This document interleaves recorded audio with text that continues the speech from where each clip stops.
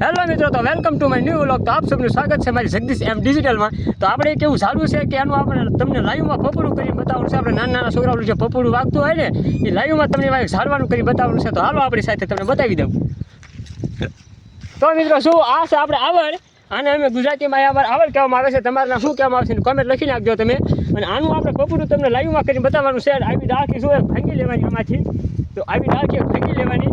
આવી ડાળખી તમારે ભાંગી અને એને કાંઈ નહીં કરવાનું. પહેલાં આપણે આ સાલ ઉતારી લેવાની અને પછી આપણે શેષ આમ ફેરવીને આ ફરી જાય એટલે શેષ એટલે આપણે શેષ આગેથી ભાંગી લેવાનું. શું કે પપડું આગળ ફાટી ન જાય એવી રીતે આગેથી ભાંગી લેવાનું. આગેથી ભાંગી અને આગેથી આવી રીતે ભાંગી અને પછી આને છે ને આપણે ધીમે ધીમે જો આવી રીતે આમ ખેંચી લેવાનું. આવી રીતે આમ ખેંચી અને પછી આને શેષ જો અહીંયા સુધી આપણે ફાટેલું છે એટલે અહીંથી આપણે દાંતે દાંતે કાપી નાખવાનું છે.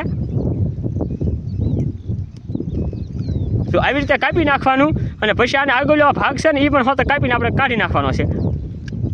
તો આવી રીતે આ આપણે બની ગયું છે. જુઓ તમે આ પપુડા જેવું જ લાગે છે, તમને જોયામાં લાગતું છે. અને શેદ આને અહીં વાંચી દબી દેવાનું અને તમને અત્યારે વગાડીને બતાવું વાગશે જ તે 151% હાસી ટ્રીક છે આવડ્યા.